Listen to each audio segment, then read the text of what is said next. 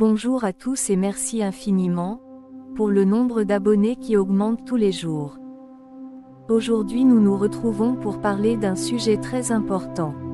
L'intimité avec Dieu. Qu'est-ce que l'intimité avec Dieu? Comment la cultiver?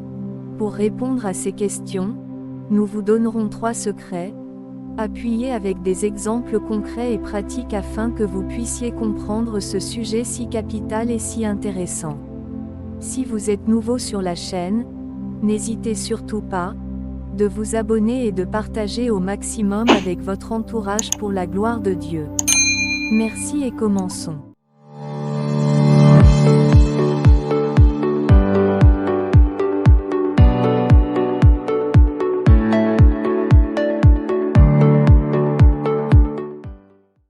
L'intimité se dit d'une relation étroite et familière entre deux personnes. On parle aussi d'intimité quand on fait allusion à une amitié profonde dont la confiance est réciproque, à une affection très forte ou encore à une proximité qui ne gêne pas. Chacun d'entre nous avons au moins une personne dans notre entourage, avec qui nous entretenons une relation étroite et particulière. Une personne que nous contactons régulièrement au téléphone, qui nous rend très souvent visite et à qui nous rendons aussi à notre tour visite. Nous nous plaisons en sa présence, au point que s'il nous arrivait de passer un long moment sans lui parler, nous serions presque malades à cause de notre attachement pour elle. L'ami intime est celui en qui nous nous confions régulièrement, et avec qui nous partageons un bon nombre de choses et secrets. Une relation de ce type est possible avec l'un de nos semblables, mais est-elle possible avec Dieu? Laisse-moi répondre à cette question en te disant que cela est possible. Toute amitié commence par une rencontre. Nous avons tous rencontré un jour cette personne que nous appelons aujourd'hui meilleur ami ou ami de la tournée.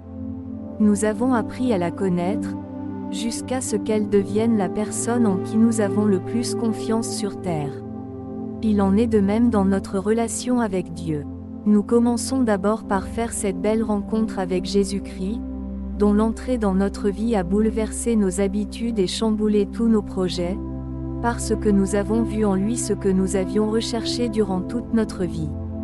Rapidement, nous avons appris à reconnaître sa voix, à discerner ses voies et à chercher à lui plaire. Au début de cette relation, nous n'avons pas vu le besoin de la cultiver, tout se faisait naturellement sans fournir le moindre effort. Mais au bout d'un moment, nous avons senti que les choses commençaient à changer petit à petit, comme si le Seigneur s'était éloigné de nous. Cependant, la Bible nous dit dans Jacques chapitre 4 et le verset 8, « Approchez-vous de Dieu, et il s'approchera de vous. » Par ce passage biblique, nous comprenons que Dieu ne s'est jamais éloigné de nous, que son regard envers nous n'a jamais changé. Car en lui, il n'y a aucun changement, ni ombre de variation. Jacques chapitre 1er et le verset 17. Mais si nous, qui nous étions éloignés de lui, si nous nous approchons de lui à nouveau, il s'approchera de nous. Si vous aimez les contenus que nous vous proposons, n'oubliez pas de vous abonner, et d'activer la cloche de notification, pour être informé à chaque sortie d'une nouvelle vidéo sur cette chaîne. Et si vous êtes trop gentil, laissez-nous une pouce bleu et ça nous fera énormément plaisir. Merci et continuons.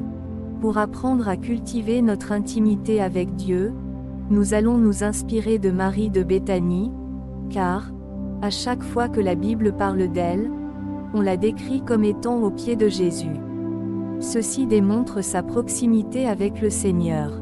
Dans Luc chapitre 10 et le verset 39, on peut lire que Marthe avait une sœur, nommée Marie, qui s'étant assise aux pieds du Seigneur, écoutait sa parole. Pour entretenir notre intimité avec Dieu, nous devons faire comme Marie en étant aux pieds du Seigneur et écoutant sa parole. Certainement, les regards de Marie étaient tournés vers Jésus, et ses oreilles étaient tendues pour écouter, et garder chacune des paroles que le Seigneur prononçait. Secret numéro 1. Avoir une vie de méditation de la parole. L'intimité avec Dieu se cultive premièrement, par une vie de méditation de la parole. Apprends à ne pas laisser un seul jour passer, sans ouvrir ta Bible afin d'écouter la douce voix du Seigneur, qui veut te parler. Ceci a toujours été le désir de Dieu comme nous pouvons le lire dans Proverbes chapitre 4 et le verset 20 à 21. Mon fils, sois attentif à mes paroles, incline ton oreille à mes discours. Qu'ils ne s'écartent pas de tes yeux, garde-les dans le fond de ton cœur. Ainsi, l'intimité avec Dieu n'est pas seulement un moment profond dans la prière, mais aussi un moment profond dans la méditation des Saintes Écritures. Secret numéro 2. Avoir une vie d'adoration. L'intimité avec Dieu se cultive également, par une vie d'adoration comme nous pouvons le lire dans Jean chapitre 12 et le verset 3. Marie prit alors un demi-litre d'un parfum très cher, fait de nard pur, et le répandit sur les pieds de Jésus, puis elle les essuya avec ses cheveux. Toute la maison se remplit de l'odeur du parfum. Ce qui comptait pour le Seigneur n'étaient pas les paroles de Marie, elle n'avait d'ailleurs prononcé aucune belle parole à son égard, mais ce qui comptait pour Jésus, c'était l'acte qu'elle avait posé, car, en s'adressant aux disciples, il leur dit : « Elle a fait une bonne action à mon égard. » Marc chapitre 14 et le verset 6. Ainsi, la plus belle adoration n'est pas le fruit de nos lèvres, mais une vie qui est agréable au Seigneur. Marie de Béthanie nous apprend que pour cultiver son intimité avec Dieu, il faudrait chercher à lui être agréable, par notre vie qui est l'expression même de notre reconnaissance, pour tout ce qu'il a fait pour nous. Le véritable adorateur est surtout, celui qui s'éloigne du péché sous toutes ses formes, par crainte d'entacher sa relation avec le Seigneur. Comme l'a si bien dit l'homme de Dieu Paul Washer, une nouvelle relation avec Dieu est une nouvelle relation avec le péché. Secret numéro 3. Apprends à t'adresser à Dieu comme un confident. Le troisième secret se trouve dans Jean chapitre 11 et le verset 32. Marie arriva là où se trouvait Jésus.